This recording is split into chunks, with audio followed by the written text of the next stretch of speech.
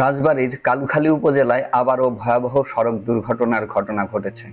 বৃহস্পতিবার ৪ জুন সকাল ১১টার দিকে রাজবাড়ী কুষ্টিয়া আঞ্চলিক মহাসড়কের মোহনপুর সোনাপুর বাসস্ট্যান্ডের মাঝামাঝি এলাকায় একটি যাত্রীবাহী বাস ও পাথর বোঝাই ট্রাকের মুখোমুখি সংঘর্ষ হয়।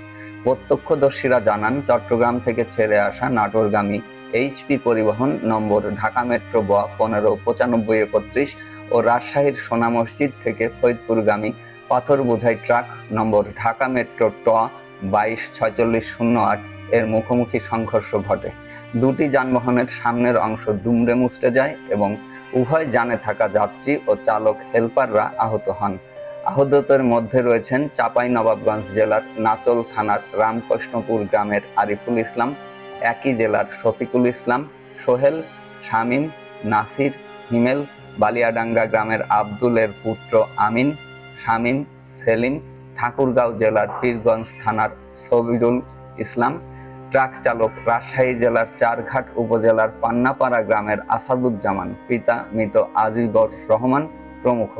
আহতদের উদ্ধার করে কালুখালী উপজেলা স্বাস্থ্য কমপ্লেক্সে ভর্তি করা হয়েছে। কয়েকজনের অবস্থা আশঙ্কাজনক বলে জানা গেছে।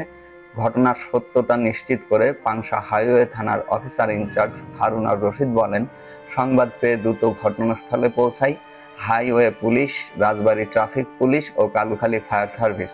আহতদের উদ্ধার করে চিকিৎসার জন্য হাসপাতালে পাঠানো হয় এবং যান চলাচলের জন্য সড়ক স্বাভাবিক করা হয়েছে। স্থানীয়দের অভিযোগ, সম্প্রতি রাজবাড়ী কুষ্টিয়া আঞ্চলিক মহাসড়কে যানবাহনের বেপরোয়া গতি এবং চালকদের অসতর্কতায় দুর্ঘটনার হার বেড়ে গেছে। উল্লেখ্য, এর আগে ৩০ ও ৩১ মে কালুখালী উপজেলায় পৃথক সড়ক দুর্ঘটনায় ৩ জনের মৃত্যু ঘটে। টানা দুর্ঘটনায় এলাকায় তৈরি হয়েছে তীব্র উদ্বেগ ও উৎকণ্ঠা। আমরা সকালে যে আমরা বলছি যে কি কেনে ভাবে গাড়ি চালাইছেন, এত বড় যাত্রী জীবন আপনার হাতে, ওই কোনো কথা কানে দেয় না স্যার।